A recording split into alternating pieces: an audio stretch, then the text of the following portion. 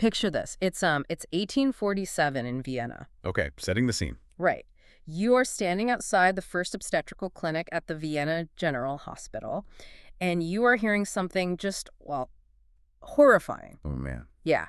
Women are crying.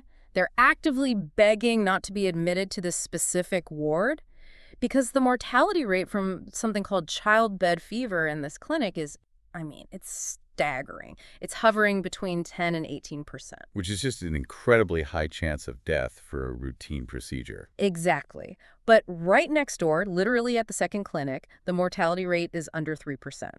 The women know their chances of survival are drastically worse in the first clinic. And there's a very specific reason for that. Yeah. The only difference between the two is that the second clinic is staffed by midwives. The first clinic is staffed by doctors.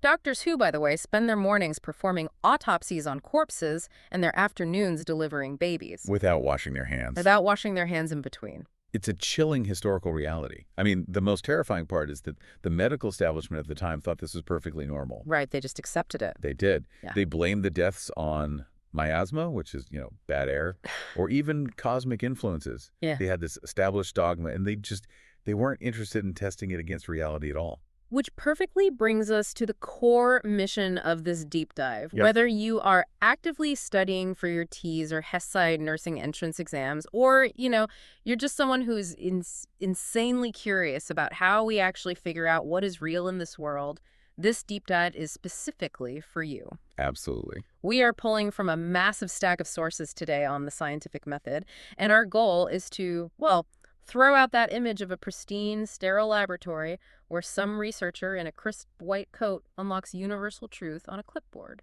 Yeah, that textbook image is so misleading. Okay, let's unpack this. Because the reality of how we build knowledge is not a sterile lab. It's more like a messy, noisy mechanics garage.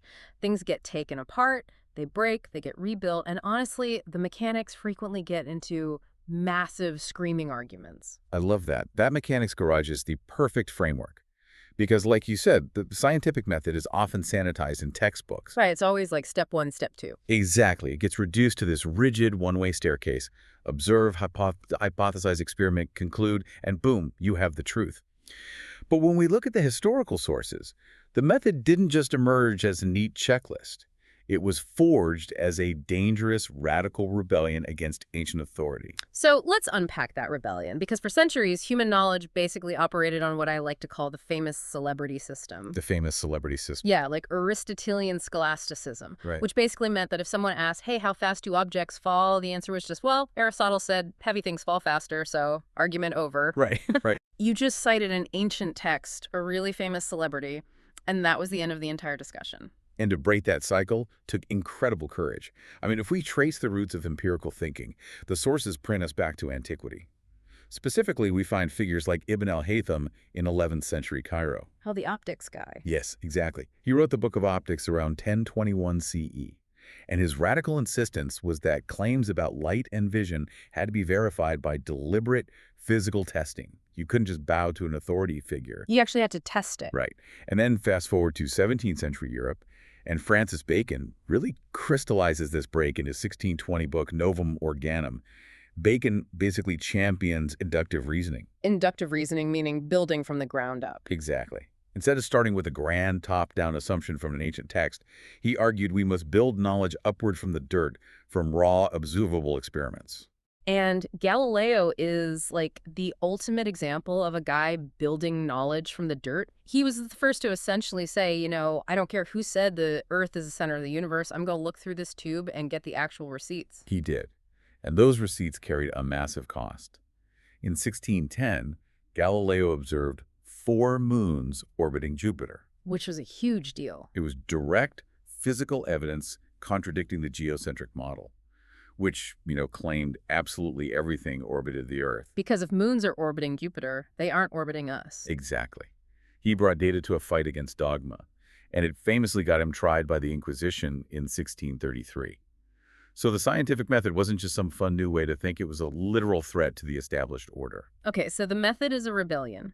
It's an engine designed to generate truth regardless of who's in power. But let's look under the hood of this engine. Let's do it. Because abstract steps are great for a textbook, but what does this look like in the real world? We know the skeleton, right? Observation and question, background research, hypothesis, prediction, controlled experiment, data analysis, conclusion, and then replication. That's the textbook loop, yeah. But I want to stop there and make this concrete. The sources point us to Louis Pasteur in the mid-1800s. He was tackling one of the most stubborn myths of his time, which was spontaneous generation. Ah, spontaneous generation.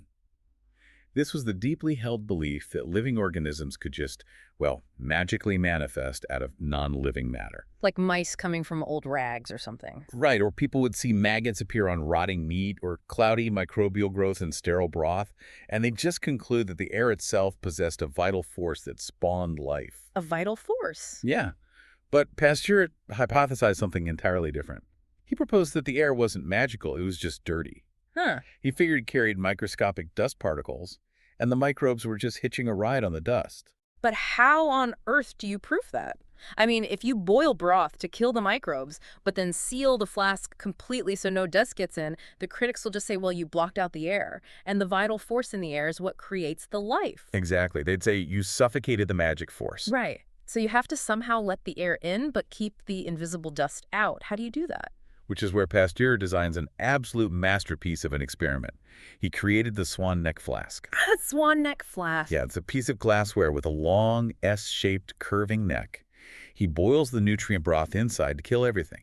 Now, the end of the flask is left wide open to the air. The vital force has full access. Okay, so air can get in. But because the neck curves up and down, gravity traps the heavy dust particles in the bottom of the curve before they can actually reach the broth. Oh, wow. So the dust just sits in that little dip. Exactly. And the broth stays perfectly clear. No microbes. It's a beautifully elegant isolation of a single variable. Let's clearly define those variables, because if you're taking an exam, these are the raw components of the engine you need to know. Good call. So the controlled variables are all the conditions kept identical across the experiment, right? Like the type of broth, the heat of the boiling, the temperature of the room. Yes, you keep those exactly the same. And then the independent variable is the one thing the scientist intentionally manipulates. The thing you are changing. Right. In this case, it's the physical access of dust to the broth.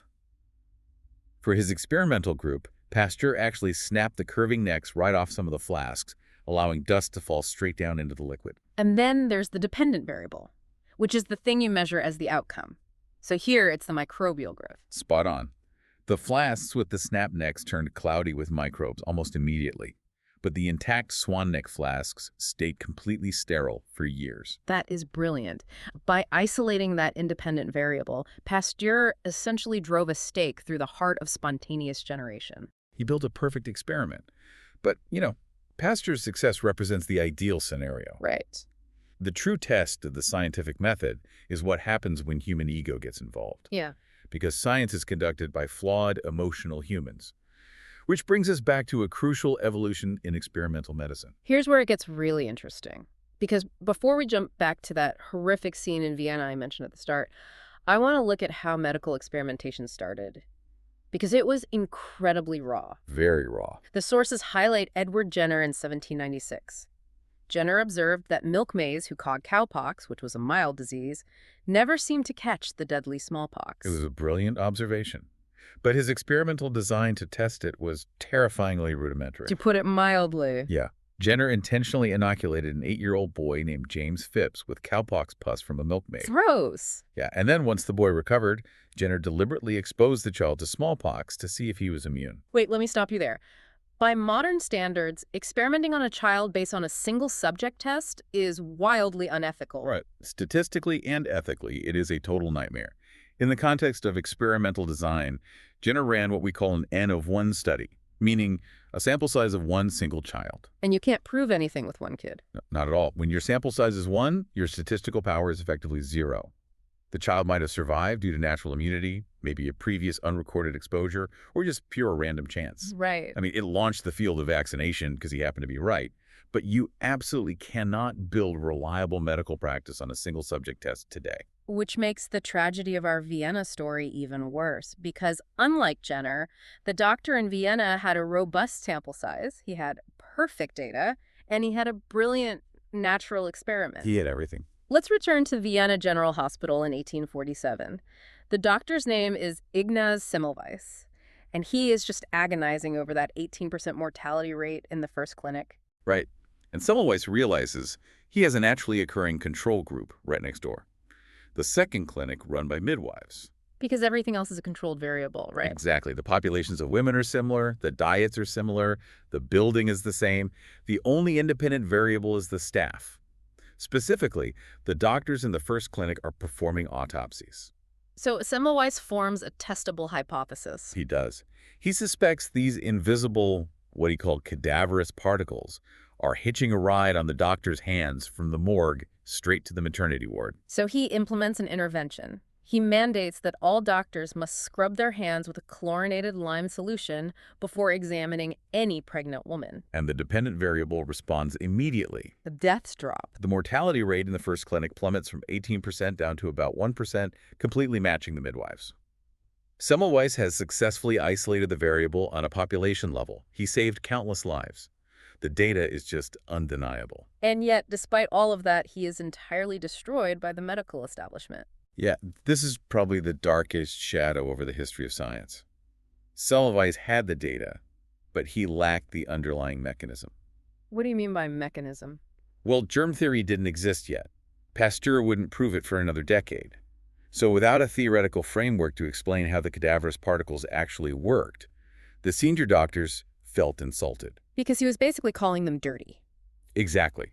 The implication was that they, the esteemed gentlemen of medicine, were carrying death on their hands. So human ego steps into our mechanic's garage and just throws a wrench into the engine. Semmelweis was combative. He literally called them murderers, and they completely rejected his data. They did. He was fired, driven out of Vienna, suffered a nervous breakdown, and was eventually committed to an asylum where he died in 1865. The very establishment he tried to reform essentially beat him to death. That is just awful. It is. And his tragedy gave us a vital concept called the Semmelweis reflex. The Semmelweis reflex. Yes. It describes the automatic defensive rejection of new evidence simply because it contradicts established dogma or threatens an expert's ego. It's a stark reminder that evidence alone doesn't change the world. The scientific culture has to be willing to actually accept it. So the establishment rejected the truth because of ego, but the sources show us the exact opposite problem, too. Sometimes the scientific establishment fully embraces something that is completely embarrassingly fake, just because they want it to be true. Oh, absolutely. Let's talk about Piltdown Man. Piltdown Man is such a fascinating failure of the system. In 1912, researchers in England claimed to have found the missing link in human evolution. Right, the skull. Yeah, a fossilized skull with a human-like cranium but an ape-like jaw. And the British scientific establishment just enthusiastically embraced it. Why? Because they desperately wanted the earliest human ancestor to be British. Classic confirmation bias. Total confirmation bias. It blinded them completely. But it sat in textbooks for 40 years. How did they finally figure out it was a forgery? Because it was literally a medieval human skull fused with a modern orangutan jaw, right? It was. And it wasn't until 1953 that researchers developed a new mechanism to test it, which was fluorine dating. Fluorine dating? Yeah, bones act like sponges for fluorine found in groundwater. The longer a bone sits buried in the soil, the more fluorine it absorbs. So when scientists finally tested Piltdown Man, they found the human skull fragment had drastically different fluorine levels than the orangutan jaw. Oh, so they couldn't have been buried in the same dirt for the same amount of time. Exactly. The jaw was basically fresh. The objective measurement of fluorine finally broke the subjective bias of the experts. Objective measurement is everything, because without it, you get the N-rays debacle of 1903. Oh man, René Blondlot and the N-rays. This one is wild. It is. Blondlot was a distinguished French physicist who announced the discovery of a completely new form of radiation. The catch. The only way to detect N-rays was to sit in a pitch-black room and look for a faint brightening of an electric spark when the rays passed through an aluminum prism. Wait, so it relied 100% on the subjective judgment of the researcher's own eyes in the dark? Yep, and they saw exactly what they expected to see. It's like the placebo effect, but for physics. Precisely. And it was exposed by an American physicist named Robert Wood. Wood visited Blondlot's lab for a demonstration. And in the middle of the pitch-black room, while Blondlot was calling out his observations of the N-rays, Wood quietly reached into the machine and put the aluminum prism in his pocket. He just took it out. He literally removed the engine from the car. Yeah. And yet Blondlot and his assistants kept calling out that they were seeing the rays. That is so embarrassing. Wood published his trick, and N-rays vanished from physics overnight. Which brings us to the modern day. Because we look at Piltdown Man or N-rays and laugh, but in 2015, the scientific community faced the replication crisis. Yes, a very modern problem. A massive collaborative effort attempted to reproduce the findings of 100 peer-reviewed psychology studies, and they found that nearly 2/3 of them could not be replicated. This is where we really have to look closely at how the scientific engine can be misused today. A major driver of the replication crisis is a practice called p-hacking. Okay, let's break down exactly how p-hacking works, because it sounds incredibly malicious, but I know it often happens almost by accident. Right. It's not always supervillains in lab coats. Imagine you want to prove that eating jelly beans causes acne. You run a study on 1,000 people. You find no link. That makes sense. But then you start slicing the data. You test purple jelly beans, red ones, green ones, yellow ones. You test men, women, left-handed people, people who sleep on their stomachs. Just hunting for anything. Exactly. Yeah. If you test 20 different random variables, the laws of probability dictate that at least one of them will show a statistically significant correlation purely by random chance. So you find a random blip that says, I don't know, green jelly beans cause acne in left-handed men. Exactly. So what do? You throw out the 19 failed tests, write a paper entirely focused on the green jelly beans, and you get published. The journal wants an exciting finding, so they don't even ask about the 19 failed tests. That is wild. It is. That is publication bias combined with p-hacking. Yeah. The original hypothesis wasn't rigorously tested. The data was basically tortured until it confessed. You know, when you look at p-hacking, the Piltdown forgery, the N-rays, it is incredibly easy to feel cynical. Does all this mean the scientific method is just broken? It's a very natural reaction to feel that way. But the reality is actually the exact opposite. This is the scientific method working. Wait. Yes. The method is not designed to be flawless on the first try. It is designed with a self-correcting mechanism built in. To go back to our mechanics garage, you don't just gently polish a theory, you take a sledgehammer to it. If the engine shatters, it was a bad engine. I see. And this brings us to a philosopher named Karl Popper, who in 1934 formalized this sledgehammer approach with a concept called falsifiability. Falsifiability. Okay, if you only take away one concept today, this is it. Let's define it. Popper argued that the defining line between true science and pseudoscience isn't about whether a theory is true. It's about whether it can be proven false. Meaning there has to be a way to break it. Exactly. For any hypothesis to be scientific, there must be some conceivable observation, some specific piece of evidence that could force you to say, I was wrong. If your theory is so perfectly flexible that it can explain away any contradictory evidence, you aren't doing science. Like astrology. Popper used astrology as an example, right? If an astrologer predicts you'll have a bad week and you have a great week, they just say, but Jupiter was in retrograde, which shielded you. Right. There is no possible event that would prove astrology wrong. Therefore, it is unfalsifiable pseudoscience. So a scientific hypothesis isn't a vague guess. It's a researcher sticking their neck out and saying, hey, if I snap the neck off this flask and microbes don't grow, my theory of dust is completely wrong. Yes. The vulnerability of the claim is what makes it scientific. Which leads perfectly into a major misunderstanding of scientific language. Because of all these debates, you will constantly see people on the internet dismissing a massive body of research by saying, well, it's just a theory. Oh, that is the biggest pet peeve. Right. They are equating the word theory with a late-night, half-baked hunch. This is such a critical distinction, especially for anyone navigating exam prep terminology. In science, a hypothesis is that initial, specific, falsifiable, proposed explanation. It's the starting point. Like an educated guess. Right. But a theory. A theory is a broad, heavily tested, deeply substantiated framework that explains why a phenomenon happens. Evolution is a theory. Plate tectonics is a theory. Germ theory is a theory. It is one of the highest levels of confidence science can achieve. And what about a law?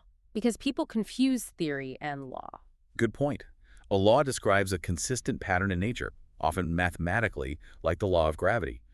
But a law tells you what happens, while a theory explains why it happens. Another word we need to banish is prove. Every commercial for anti-aging cream claims their results are scientifically proven. Yeah, science never proves anything with 100% absolute certainty. It only supports or fails to support a hypothesis with evidence. Because of falsifiability. Exactly. A future observation could always rewrite the rules. You can observe 1 million white swans, and it strongly supports the hypothesis that all swans are white. But it takes only a single black swan to instantly disprove it. That is why replication is the heartbeat of the method. We don't just trust a single study. We build a mountain of replicated data to increase our confidence. Exactly. And to pull it all together, philosophers like Thomas Kuhn showed us how this mountain grows. In his 1962 book, The Structure of Scientific Revolutions, Kuhn explained that science doesn't just smoothly gather facts forever. It's not a straight line. No. Researchers work inside an established framework, which he called a paradigm. They do normal science, just solving puzzles. But over time, anomalies build up. Data that doesn't fit the paradigm starts piling up in the corner, like the fluorine dating of Piltdown Man or the high mortality in Semmelweis's clinic. Until the pile gets so heavy, the entire structure just collapses. Yes, that collapse is a paradigm shift. The old framework is thrown out, and an entirely new way of understanding the world takes its place. It's chaotic, it involves massive arguments, and it is beautifully self-correcting. And if you're entering the medical field, this entire messy self-correcting engine is the absolute backbone of evidence-based practice, or EBP. Yeah. EBP is the commitment to grounding your clinical decisions in the most rigorously tested, heavily replicated research available, rather than just doing something because, well, that's how the senior doctors have always done it. It is the modern shield against the Semmelweis reflex. It demands that we let the data lead, not our egos. So we've journeyed from rebellious astronomers in the 1600s to swan neck flasks, tragic hospitals in Vienna, and the modern replication crisis. Let's rapidly synthesize the 5 big takeaways from these sources. All right, let's do it. Number 1, a hypothesis must be testable and falsifiable. Number 2, controlled experiments isolate one independent variable to separate correlation from causation. Number 3, science never proves anything absolutely. It just accumulates support through replication. Number 4, the method is cyclical and self-correcting. And number 5, the Semmelweis story proves that evidence alone doesn't guarantee acceptance by experts. Humans are still involved. Exactly. So what does this all mean for you as you log off and step back into the real world? Here's a final thought to mull over. Hit us with it. We live in a world absolutely flooded with information. The next time you see a bold claim on a new wellness supplement or a viral social media post promising a miracle hack for your health, don't ask yourself, is this true? That is actually the wrong instinct. It really is. Instead, grab Karl Popper's sledgehammer. Ask yourself, what specific evidence would it take to prove this claim wrong? If the answer is that no evidence could ever possibly disprove it, if there's always a convenient excuse for why the miracle cure didn't work, then you aren't looking at science. You're looking at marketing. It's the ultimate diagnostic tool for navigating a noisy world. The scientific method isn't a sterile laboratory dispensing absolute truths. It is a messy, human, chaotic garage.